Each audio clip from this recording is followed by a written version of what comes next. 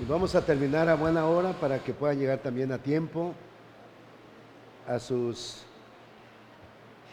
que lleguen a tiempo a sus casitas, a sus iglesias. Y mañana, que es día de culto, pues estén también a buena hora en sus congregaciones. Bueno,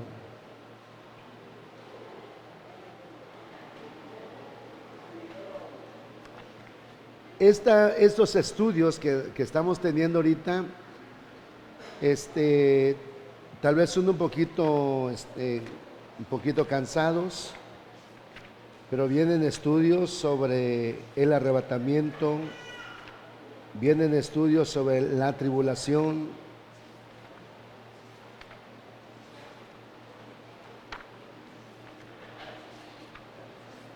Y en nuestros estudios, pues sí se necesita poner más atención por todo lo que se va a explicar. Bueno, ¿entramos? ¿Entramos ya? Bueno, oramos, Señor, ayúdanos a seguir entendiendo tu palabra. Te suplicamos, Señor, que envíes, Señor, tu revelación, tu enseñanza, como tu palabra lo dice, como el rocío del cielo, que caiga sobre cada uno de nosotros. Te lo pedimos en el nombre de Jesús. Abre, por favor, nuestro entendimiento para que podamos comprender y que podamos llevar tu palabra, Señor, en nuestros corazones. Gracias por esta oportunidad que tú nos das de comenzar este colegio, y creemos, Señor, que será de mucha bendición para todos los que estamos y por los que se van a agregar. Gracias, Señor, gracias, papá, gracias, mi Cristo, gracias, Espíritu Santo. Amén, amén. Bueno, entonces entramos con los libros poéticos. Creo que ahí nos quedamos. Nada más tenemos una hora en la última clase y ya nos vamos a ir a nuestra casa. Dice, la Biblia hebrea, después de sus dos primeras secciones, conocidas respectivamente como la ley y los profetas, contiene una tercera llamada de modo genérico los escritos, Ketubim. Esta tercera sección consiste en un conjunto de 6 libros e índole poéticos, Job, Salmos, Proverbios, Eclesiastés, Cantar de los Cantares y Lamentaciones. Ahí es donde estamos hablando ese rato. Por eso es que hay, como te dijera, no hay una claridad en la ubicación de Lamentaciones. Pero si nos inclinamos, no sé si pueden prender la luz o si ven bien. Ya quiere luz. Si nos inclinamos, hermano, a lo que estamos viendo, vamos a ver de que no puede encajar el libro de Lamentaciones, gracias, Seguido, en los libros poéticos. Entonces, en los libros de profetas mayores tampoco.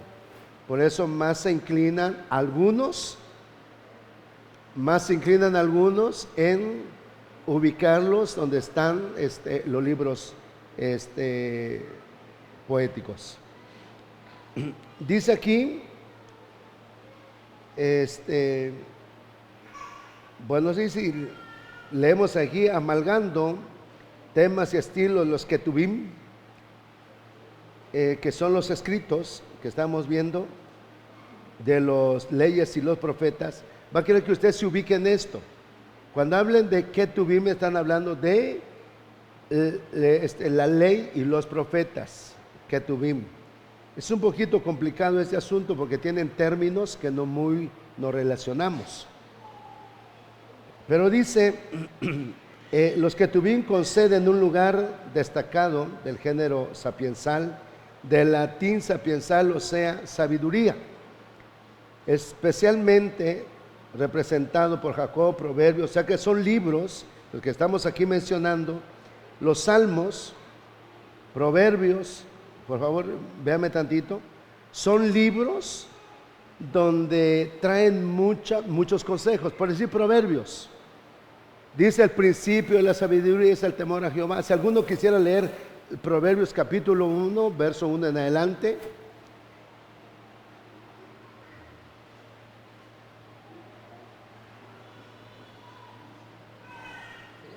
Bueno, dice aquí, los proverbios de Salomón, hijo de David, rey de Israel. Oiga, para entender sabiduría y doctrina, para conocer razones prudentes, para recibir el consejo de prudencia, justicia, juicio y equidad, para dar sagacidad a los simples y a los jóvenes inteligencia y cordura. Oirá el sabio y aumentará el saber, y el entendido adquirirá consejo, para entender proverbios y declaración, palabras de sabios y sus dichos profundos. El principio de la sabiduría es el temor de Jehová. Los insensatos desprecian la sabiduría y la enseñanza. Te daré un consejo hoy. Cuando te pregunte alguien, hermano, ¿con qué libro comienzo? En ocasiones decimos, pues comienza en Génesis. Pero esa es la persona que le va a dar secuencia. Pero si queremos ver a una persona que entienda mal la palabra, entonces mándalo a Proverbios. ¿Sí? Porque dice los proverbios de Salomón, hijo de David, rey de Israel, dice, para entender sabiduría. Verso 2. Y doctrina. O sea, hay una Biblia diferente, verso 2.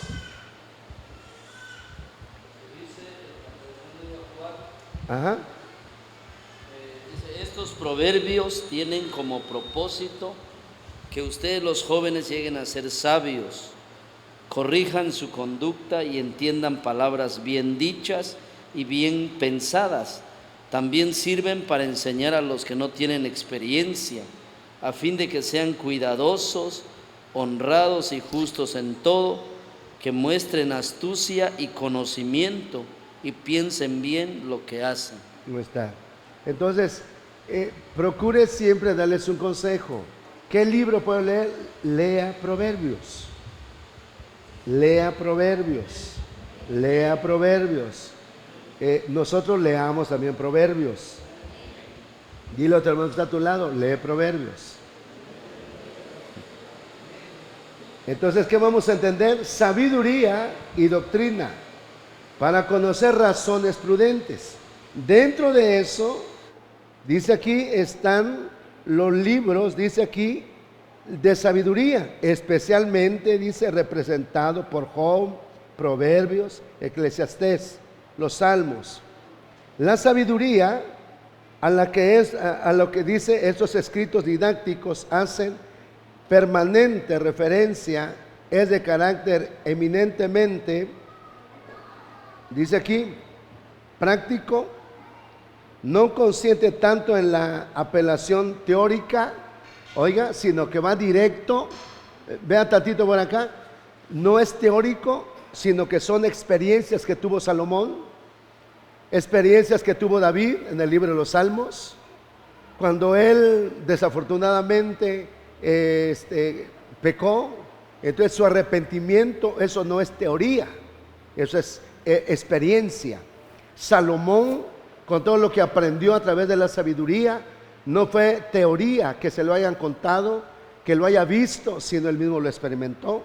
Entonces por eso dice aquí, no consiste tanto en la apelación teórica como en una exhortación a saber vivir, es decir, aquel que del comportamiento de la persona sea el adecuado a todas y cada una de las múltiples circunstancias de la vida, a que cada cual sepa desempeñarse de manera correcta en el papel que le corresponde representar en el seno de la comunidad humana y a la que pertenece. Entonces, vuelvo a repetir, hay libros que nos hablan, por decir, oiga esto, por decir el Pentateuco. Si vamos a ver quién lo escribió, fue Moisés. Entonces, él estuvo cuando fue la creación y todo eso, no. Entonces es teoría, conocimiento. Pero Salomón no tuvo teoría, fue experiencia. Y donde quiere Dios que nosotros sentemos no es en teoría, es en experiencia. Que vivamos en experiencia con la palabra, que vivamos en experiencia con Dios. No, hermano, en teoría. Por eso lo que le pasó a Job, dijo, de oídas, teoría. Oiga bien, póngale ahí, de oídas, teoría. De oídas te había oído. Pero la experiencia fue cuando dijo, mas ahora mis ojos te ven. Experiencia. Ahora, la experiencia nadie nos los quita. De la teoría nos podemos olvidar. De una enseñanza nos podemos olvidar, pero no de la experiencia. Entonces, Salomón, David, fueron hombres que escribieron lo que ellos pasaron. Y oiga bien, la palabra que nosotros vivimos es la que da vida a otros. El conocimiento, dice en Corintios capítulo 3, el conocimiento envanece, el amor edifica. Ponga mucha atención con esas palabras claves. Si nosotros aconsejamos con teoría, llega a la mente. Pero si nosotros aconsejamos con experiencia, llega al espíritu. La teoría solamente le ayuda a tener conocimiento a la persona. La experiencia le ayuda a resolver sus problemas. Dígame, por favor. Le ayuda a resolver sus problemas. Entonces la teoría nos trae un conocimiento, pero la experiencia, hermano, realmente penetra esa palabra hasta el corazón de la persona. Y esa palabra, hermano, es la que realmente da vida al oyente. Da vida, hermano, al que está necesitado.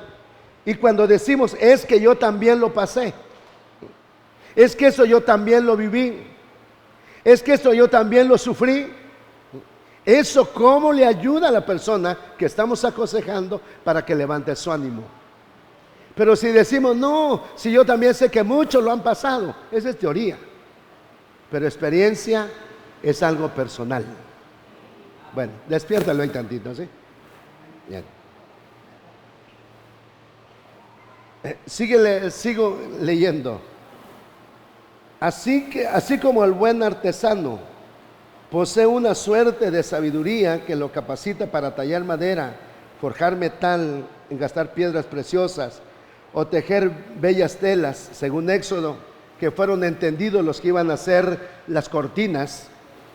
Así también el sabio, según su perspectiva bíblica, posee la habilidad, la agudeza y las cualidades preciosas para afrontar con éxito las contingencias de la existencia. La sabiduría es esencialmente un don de Dios desarrollado luego por la experiencia. ¿Note qué cosa lo desarrolla? La experiencia y la reflexión. Dice, porque la experiencia de lo cotidiano es también a su vez fuente inagotable de sabiduría dice, el que anda con los ojos bien abiertos y no se complace en su propia ignorancia. Entonces tenemos que dejar la ignorancia para tomar la sabiduría, y la sabiduría nos va a llevar a experiencias, y esas experiencias van a ser vida para todos. Por eso el sabio observa la realidad. Oiga bien, vean la actitud de un sabio. Observa la realidad, juzga lo que ve y finalmente comunica a sus discípulos lo que él mismo aprendió. El sabio, ¿qué es lo que hace? Observa, escucha, medita, recibe, lo guarda y lo lleva también a que otros aprendan. Por eso dice la Biblia, esto enseña, le dijeron a Timoteo, a hombres fieles que sean idóneos para que enseñen también a otros. Entonces lo que nosotros estamos aprendiendo es necesario compartirlo con otros. Es necesario, compártelo con tu esposa si no vino, compártelo con tu esposo si no vino, compártelo con tus padres si no vinieron. La cosa es, hermano, compartir la palabra, porque eso es lo que nos lleva a que empecemos nosotros a compartir la enseñanza que estamos teniendo. Dice, primero en lo personal, relación con el mundo en torno, dice, transmitir las enseñanzas. Los sabios recurren a menudo a proverbios o refrán que suele presentarse en los ketubim bajo dos formas diferentes: la amonestación y la sentencia.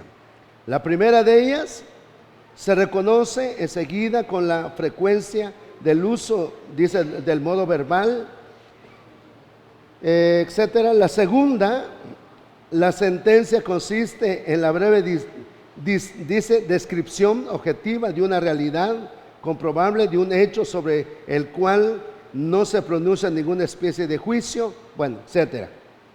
Sigamos leyendo el último párrafo que tengo aquí en mi hoja. Juntos a estas fórmulas proverbiales, la Biblia recoge otros modelos didácticos utilizados por los sabios para la transformación de sus enseñanzas: el poema sapiensal, el diálogo, la digresión en el discurso característico, la alegoría, también la oración, el cántico de alabanza, etcétera. Entonces, dice Job, pensamientos sobre los hombres justos e injustos. El libro más antiguo de la Biblia, su autor fue Moisés. Pensábamos que tal vez su autor era Job, pero sin embargo no lo escribió Job. Lean por favor Job capítulo 1, verso 1.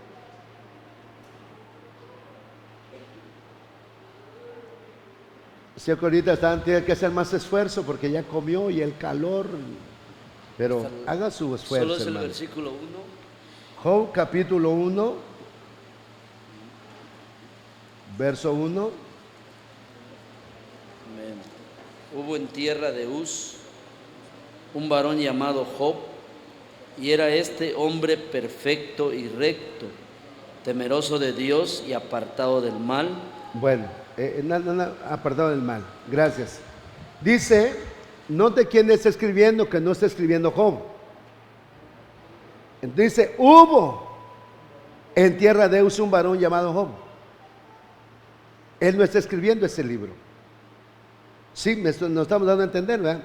Hubo en tierra de Uz un varón llamado Job. ¿Qué diferencia con 1 Corintios 16, 21? 1 Corintios 16, 21.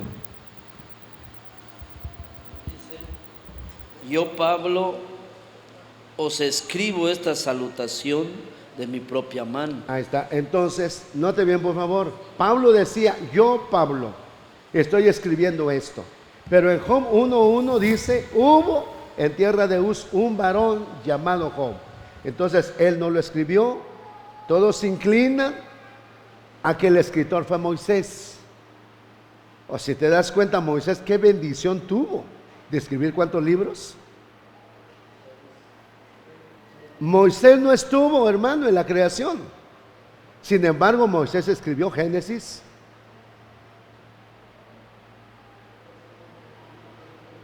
Moisés no estuvo en Éxodo. Perdón, ahí sí estuvo. Pero sin embargo, ¿cómo es que le dieron el Pentateuco? Entonces fue escrito por él. Y todavía, hermano, que leemos el libro de Job y que fue escrito por él, cuánta enseñanza, cuánta revelación no tuvo este varón de Dios. Los salmos, ¿qué significan? Profundos sentimientos de exaltación y desesperación tocante al libro de los salmos, que no solamente el escritor fue David, sino fueron otros escritores también. No todo se lo atribuye a David, sino también hay que ver qué salmos escribió David y qué salmos no escribió David. Proverbios. ¿A dónde nos enfoca Proverbios? Instrucción moral y espiritual. ¿Es necesario leer el libro de Proverbios? Sí.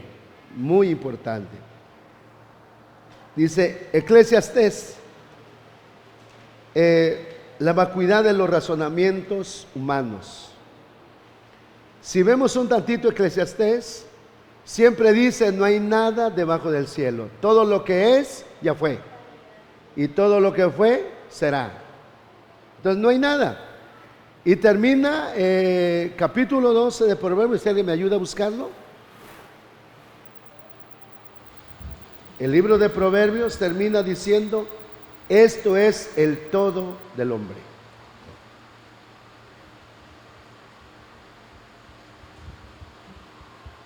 El que lo tenga, que lo lea en voz alta.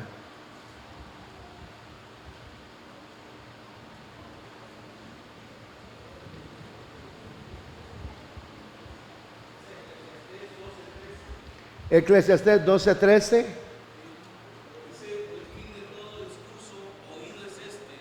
El fin de todo discurso oído es este. Teme a Dios y guarda sus mandamientos, porque esto es el todo del hombre. Ahí está. Entonces miren lo que termina diciendo Eclesiastés.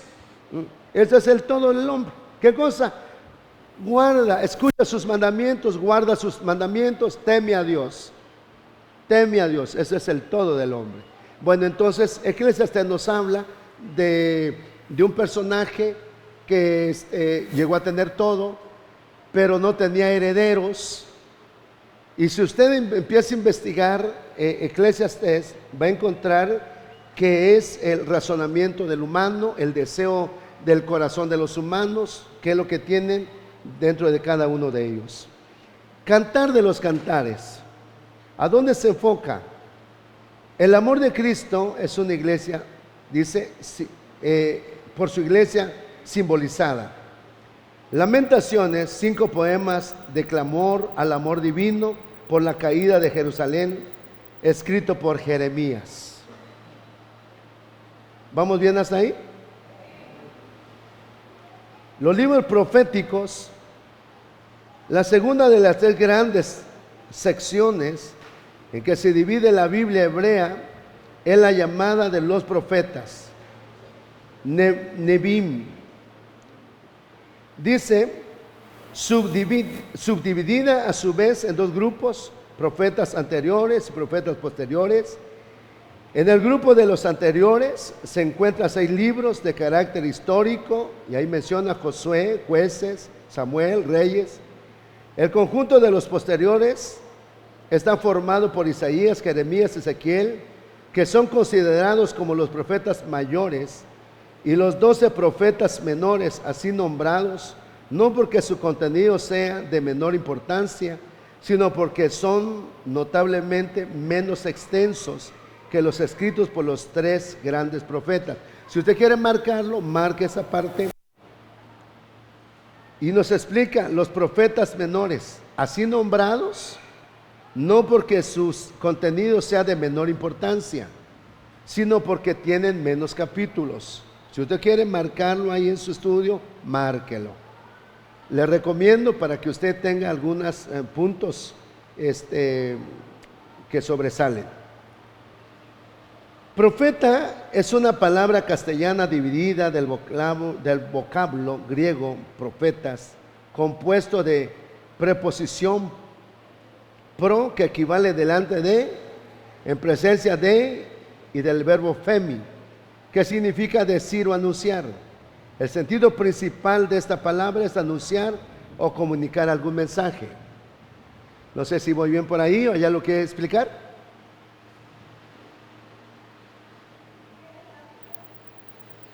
¿Perdón?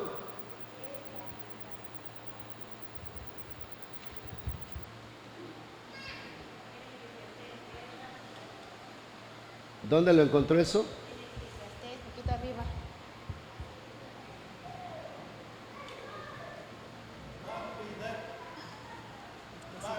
Sí, pero no lo encuentro aquí.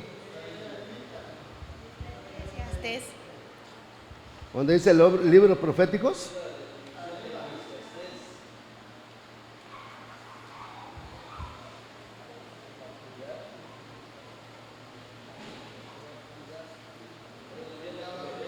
Bueno, Freddy, ¿estás por ahí?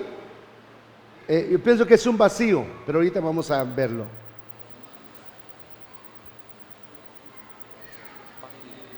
¿Lo tienes? Sí, lo que habla de vacuidad dice falta de contenido, profundidad, es lo que dice vacuidad. Entonces es un vacío. Sí, la vacuidad de su conversación me aburre, o sea, es falta de contenido. Sí, entonces quiere decir es un vacío. En otras palabras, Freddy, es un vacío. Es un vacío o carencia de importancia. Sí. Bueno. Bueno, no sé si, creo que sí quedó. Yo aprendí también usted. Creo que habla referencia a la vacuidad, porque Eclesiastés es el libro que escribió Salomón ya en su madurez, y él habla de la vacuidad de las cosas, que llegó a tener tantas mujeres, tanto dinero. Entonces él nos hace ver que al final que del todo el hombre es mejor la obediencia que todas las cosas del mundo que puede ofrecer. Muy bien. En ese sentido. Oh, gracias, Higuito, te lo agradezco. ¿Ibas a decir algo? Vacío.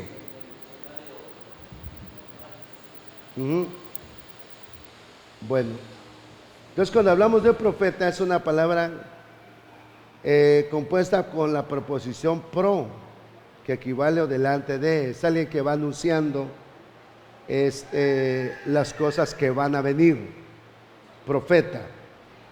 Dice profeta es especialmente alguien a quien Dios escoge y envía como su portavoz, sea ante el conjunto del pueblo, ante una o varias personas en particular.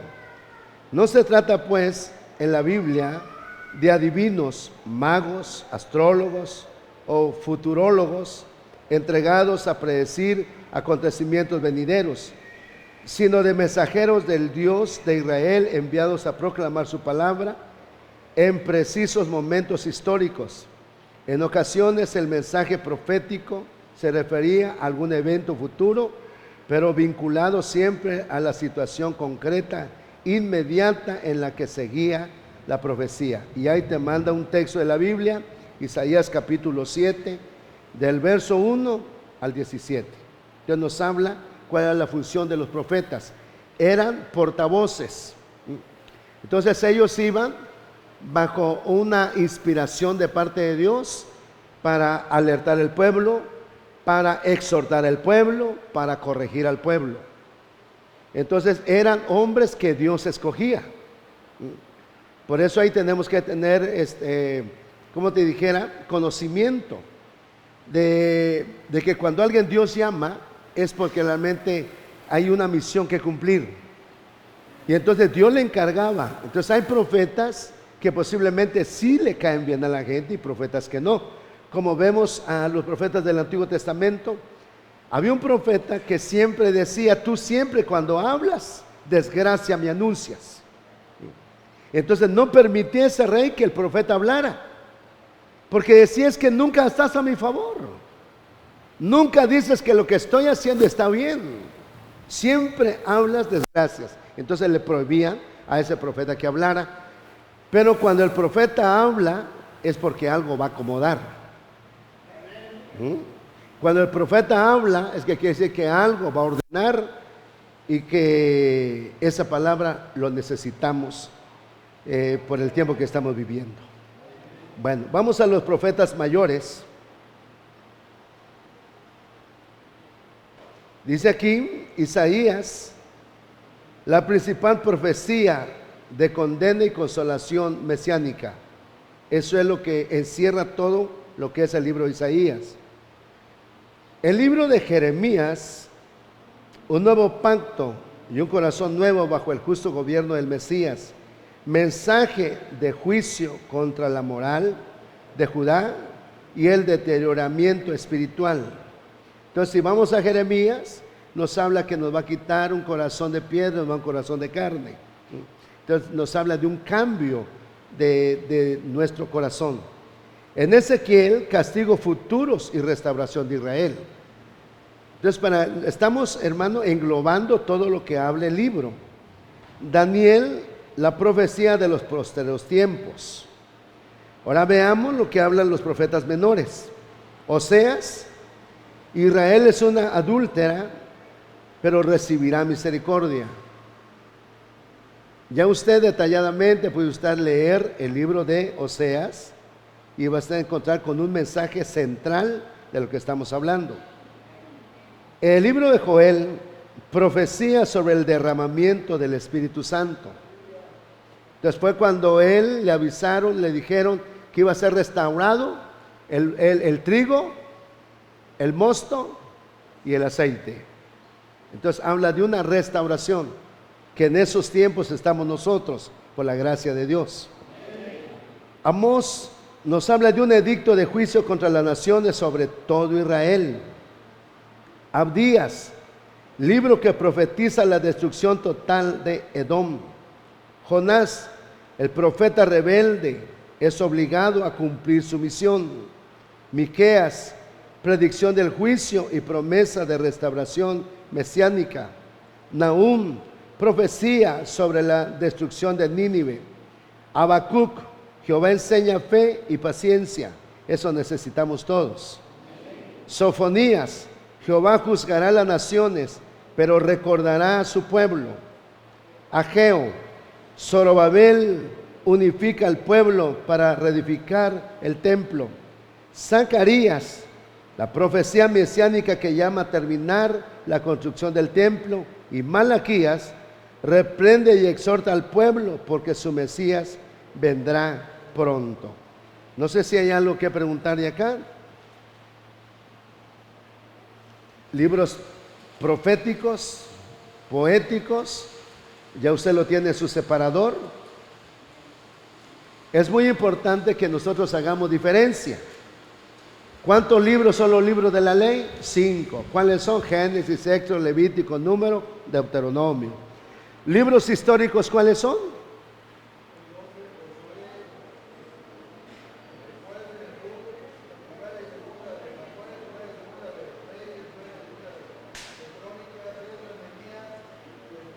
Esther, muy bien, hermano.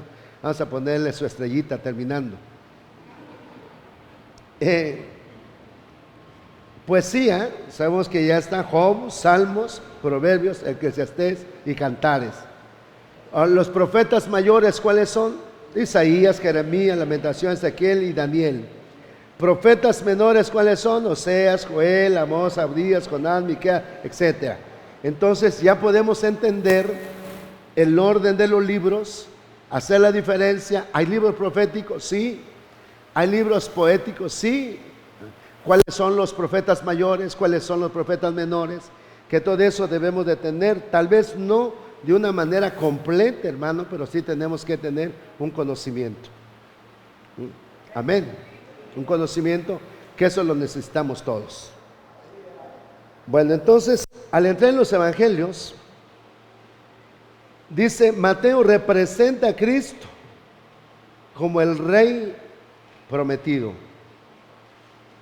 Y entonces encontramos, hermano, de que en Apocalipsis habían seres con 4 rostros.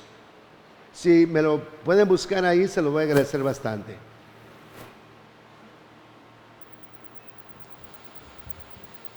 Tenían rostro de hombre, rostro de buey, rostro de águila,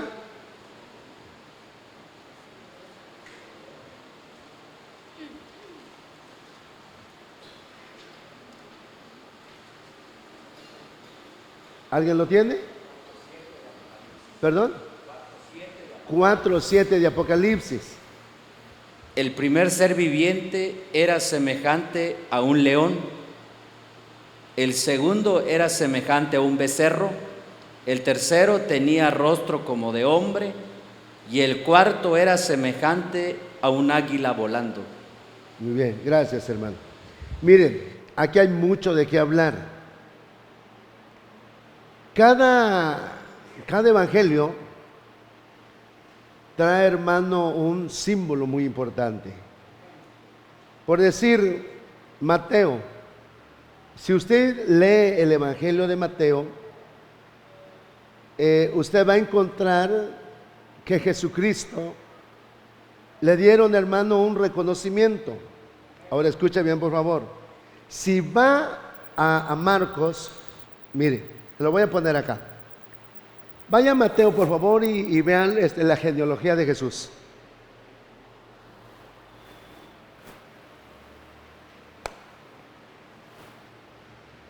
Alguien que por allá, que por ahí lo tenga, la genealogía. ¿Cómo dice? Libro de la genealogía de Jesucristo. Bueno. ¿Libro de qué capítulo estás hablando? Es Mateo 1:1. Mateo 1:1. Libro de la genealogía de Cristo. Ajá. Bueno, ahora por favor busquen en Marcos la genealogía de Cristo.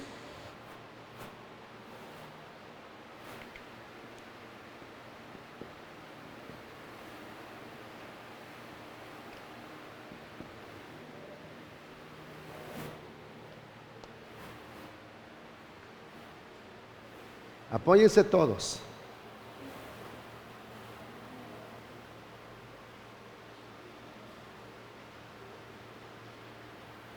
Saca tu celular o tu tableta y búscalo, hermano. En Marcos, ¿dónde está la genealogía de Cristo?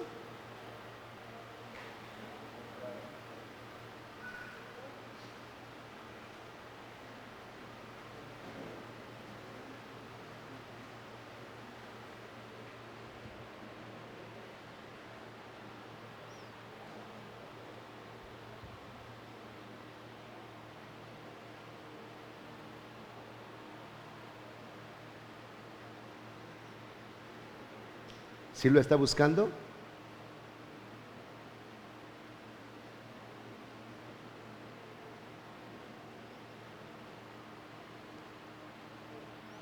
El que lo encuentre, que levante su mano.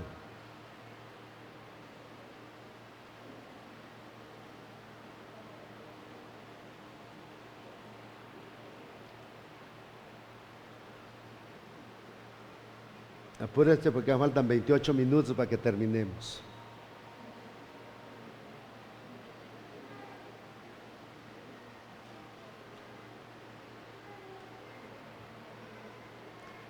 ¿Alguien lo encontró?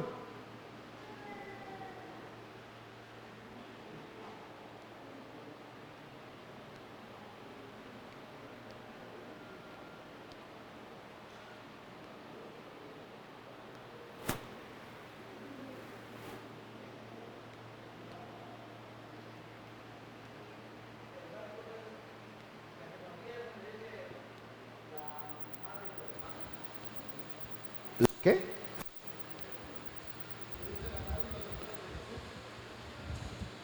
Es donde dice la madre y los hermanos de Jesús, que sería 3:31 de Marcos. Sí, pero ¿qué dice? El encabezado dice la madre y los hermanos de Jesús. No, genealogía como dice en Mateo. Por eso Mateo habla de una genealogía. ¿Cómo dice la genealogía de Mateo? Los pastores, actívense, hermanos, actívense. ¿Cómo empieza diciendo?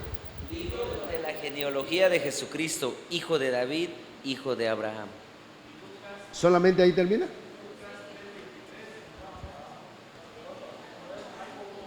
¿Dice el principio del Evangelio de Jesucristo? No habla más ahí de Mateo. Abraham engendró a Isaac, Isaac a Jacob. Esa es la genealogía. Sí. Esa es la genealogía. Pero Entonces viene hablando en orden. Ahora, miren mis amados hermanos, ya no busquen la genealogía en Marcos, no viene.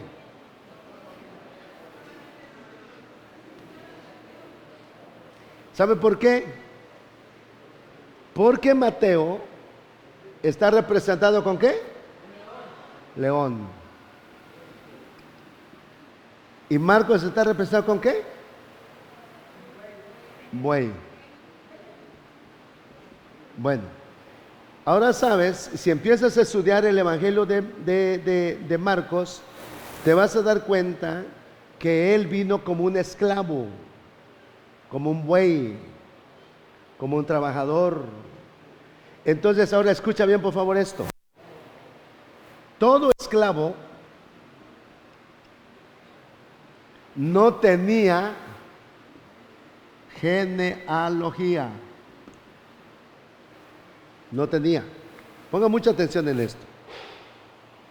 Mateo sí muestra su genealogía, porque representa el león, el rey.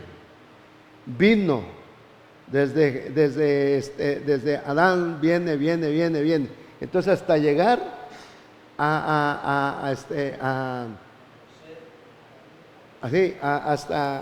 hasta su nacimiento. Pero acá no aparece genealogía. Al no aparecer genealogía, ¿sabes por qué? Porque los esclavos no les interesaba quién eran sus familiares. ¿Quién es el papá del servo? ¿Qué me importa? Lo que a ellos le importaban era el oficio,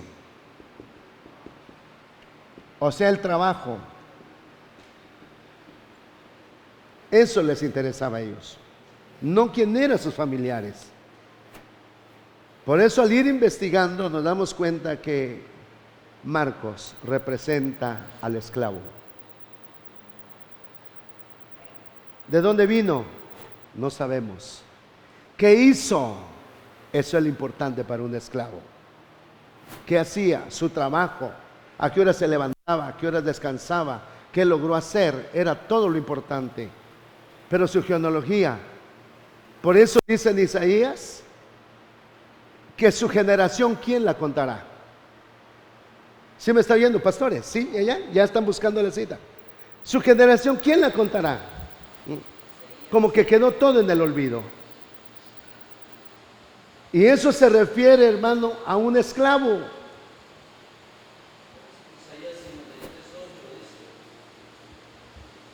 Desde el verso 7, angustiado él y afligido, no abrió su boca, como cordero fue llevado al matadero y como oveja delante de sus trasquiladores, enmudeció y no abrió su boca. Por cárcel y por juicio fue quitado, y su generación, ¿quién la contará? Porque entonces, fue cortado de la tierra, ¿sí?, de los vivientes. Entonces vean qué importante es empezar a ver ya los evangelios. Entonces, genealogía. Viene entonces, dentro de su genealogía es hijo de David, de reyes, de hombres de fe. Pero en Marcos no. Es el Cristo. Si quieren anotarlo, el Cristo esclavo.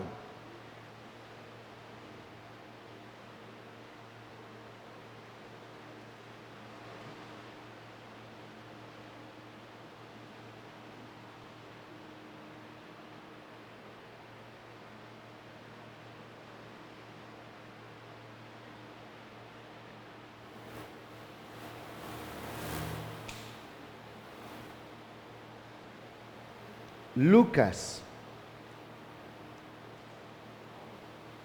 Cristo el humano divino. Entonces cuando dice el Hijo de Dios es una cosa y el Hijo del Hombre es otra cosa. Entonces cuando él decía el Hijo del Hombre, se comparaba con la humanidad. Pero cuando decía el Hijo de Dios, se comparaba a la divinidad. ¿Sí me entendió? ¿Se anotó algo? Algún día le vamos a hacer un examen, hermano. Entonces el Hijo del Hombre se comparaba a la humanidad. El Hijo del Hombre vino a dar su vida por nosotros. Pero el Hijo de Dios era su divinidad. ¿Lo anotaron? Y es importante.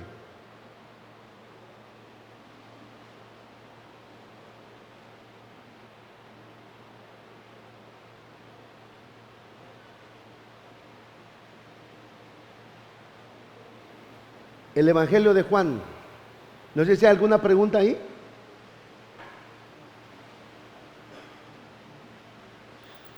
¿Sí? Cuando habla Mateo, cuando les interesa la genealogía, también tiene que ver a quién fue dirigido los escritos allí. Por ejemplo, como en Marcos, no les interesa la genealogía porque no sé si fue escrito para los romanos y allí en Mateo para los judíos.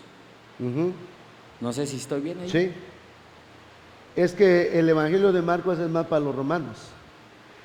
Y como los romanos tenían en ese tiempo, practicaban la esclavitud. Entonces los romanos no les interesaba quién eran sus abuelos, bisabuelos. No. Yo lo que quiero es que cómo trabaja. No, pues que trabaje, ese es el que quiero aquí en mi hacienda. Que sepa trabajar, que trabaje duro. Pero sus antepasados, no quiero saber nada de eso. Pero entonces Mateo no.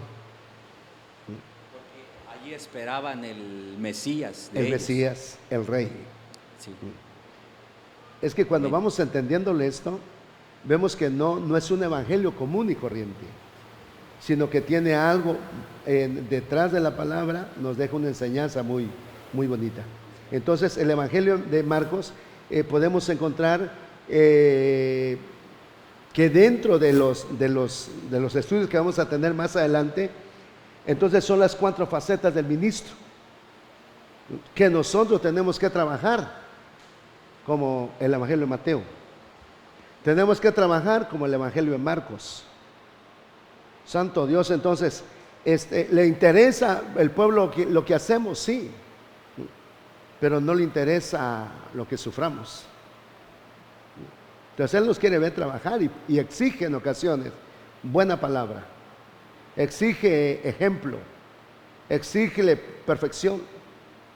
Entonces entramos en el evangelio de Marcos. Querer y no tenemos que tener las 4 facetas del ministro manifestando en los 4 evangelios. Llegar a la faceta del rey, ¿quién no va a querer? Entonces son facetas en el ministerio. Entonces veamos esto. Juan, el evangelio más simbólico y profundamente espiritual que presenta a Cristo como el Hijo de Dios, el Cordero que quita el pecado del mundo.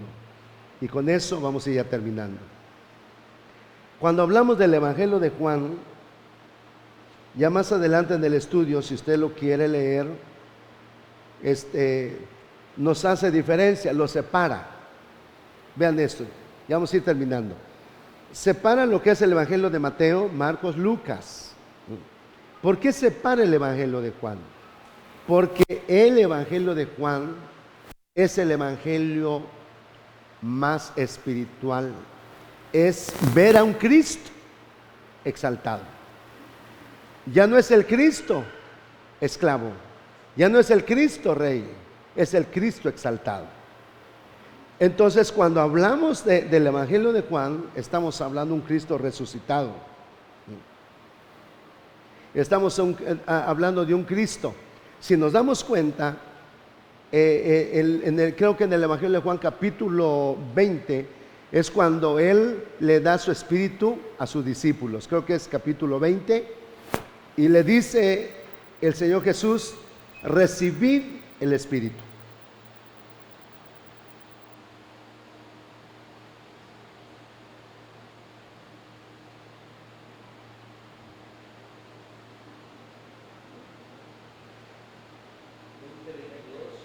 Y habiendo dicho esto, sopló y les dijo, recibid el Espíritu Santo.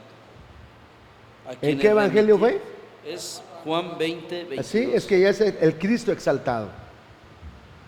Ya no es el rey, mucho menos el esclavo, es el exaltado.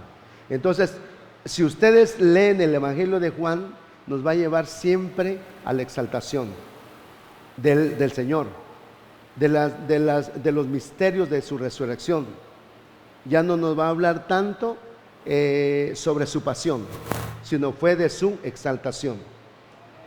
Y quisiera terminar con el libro de los Hechos.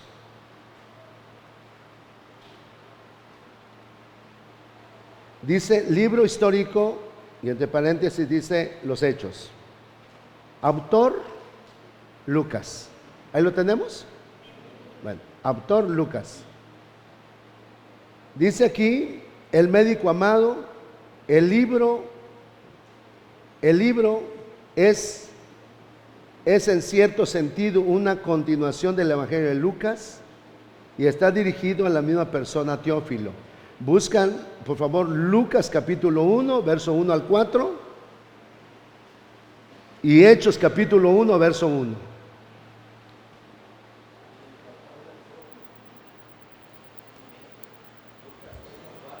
Lucas capítulo 1, verso 1 al 4.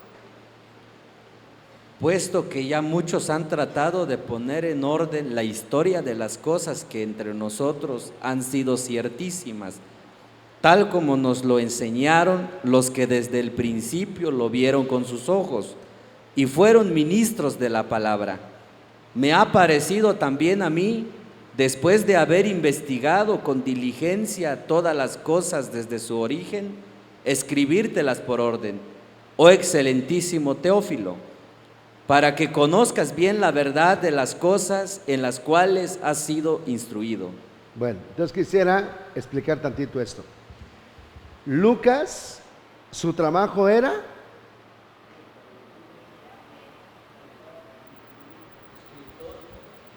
ordenar, investigar. Léelo por favor ahí, pastor amado, Rolando.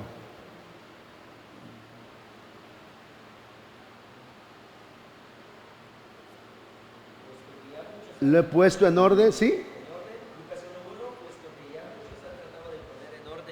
La historia de las cosas que entre nosotros han sido Muchos ciertísimas. han tratado de poner en orden. ¿En orden?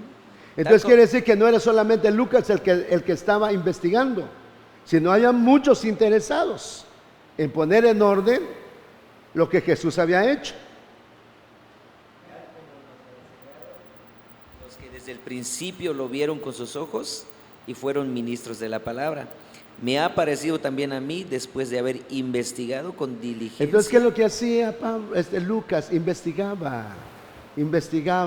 Oiga, él no vio, pero investigaba. ¿A quién le mandó esta carta? A Teófilo. Hechos 1:1. El primer tratado, Teófilo, Ahí hablé está. acerca de Entonces, todas las cosas. Lucas, como dice aquí el estudio, Hechos es la continuación de Lucas. ¿Me voy dando a entender?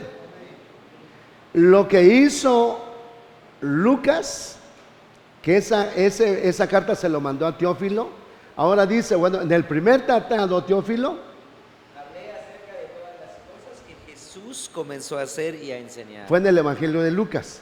Pero sucede que Lucas también es el escritor de los Hechos.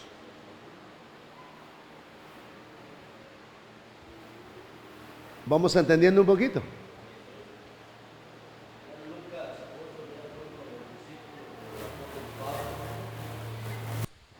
Sí, bueno, entonces miren, escuchen esto.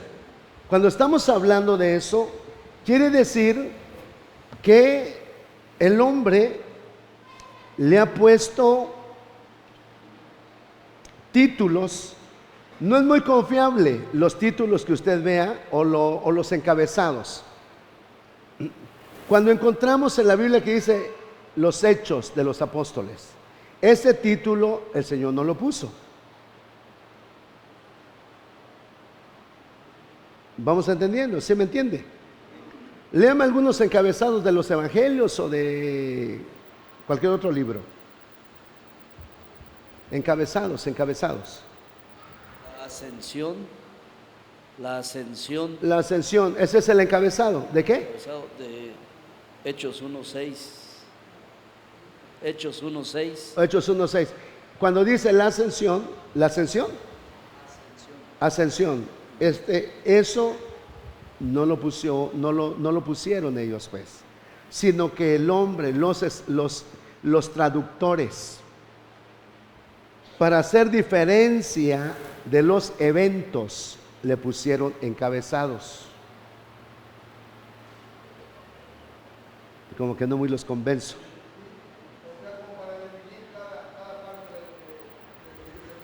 Por eso, para diferenciar los eventos, le fueron poniendo encabezados. Eso es. Entonces, un encabezado no lo tome tanto con mucha importancia, sino mejor el contenido del encabezado. Porque ahí le explica todo. Entonces, el hombre, en su buen deseo para que pudiéramos entender mejor la palabra, le fue poniendo encabezados. Bueno, entonces termina una historia, le ponemos otra. ¿Cómo le ponemos? Le ponemos este encabezado. Ellos en la investigación, en la lectura que tenían, decían, bueno, termina esta historia, le pongamos otro encabezado. Y si el cristiano lo toma de lleno, esos encabezados, entonces, por eso, si usted busca busca en la concordancia, usted no va a encontrar eso, los encabezados. Solamente encuentra citas bíblicas, palabras que quedaron como textos, pero no como encabezados. No sé si ya se ha dado cuenta de esto. Entonces, eso no es, como te dije, darle mucha importancia. ¿Sí? ¿Me estoy dando a entender? Bueno. El tema principal en la historia del desarrollo de la iglesia primitiva, desde la ascensión de Cristo hasta el encarcelamiento de Pablo en Roma y el comienzo de su ministerio, allí muchos eruditos de la Biblia ven el libro del comienzo formal de la era del Espíritu Santo. A partir, dice Cristo, él anunció de una gran campaña de misión por todo el mundo a través de la mediación humana bajo el poder del Espíritu Santo. Hechos 1:8 dice, pero recibiréis poder cuando haya venido sobre vosotros el Espíritu Santo y me seréis testigos en Jerusalén y en toda Judea y hasta el último de Samaria. Dice el título, Hechos de los Apóstoles, no fue impuesto el texto por su propio autor, sino por la iglesia del siglo II. Este título no responde en todos sus aspectos el contenido de la narración. En efecto, el libro solo ocasionalmente se ocupa del grupo de los 12. Contado ya Matías, de acuerdo con Hechos 1:6. Su atención no se dirige a los apóstoles en general, sino en particular a determinados personajes, especialmente el apóstol Pedro y sobre todo a Pablo. Termino con esto. Desde mi punto de vista, dice el escritor, yo diría que este libro debía llamarse Hechos del Espíritu Santo, porque en todo el libro vemos al Espíritu Santo activamente. Terminamos con eso. ¿Hay alguna pregunta? Y nos vamos.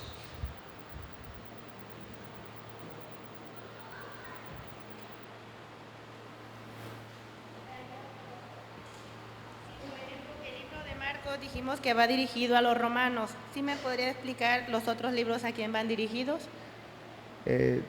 No le entendí bien. Léemelo por favor ahí, Juan José. ¿Cómo te dijo?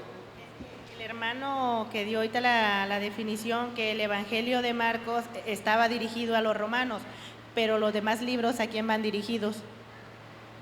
Es que es uno para los judíos. Otro, por decir, el Evangelio de Juan, que es el Cristo exaltado, eso es para la iglesia. Para los judíos Mateo, para los romanos Marcos.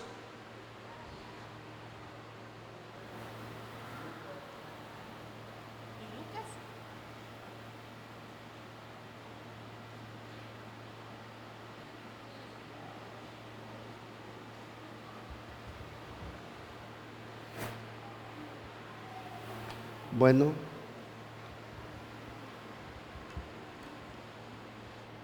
entonces mis amados, gracias por haber venido. Ayúdenme a hacer una oración.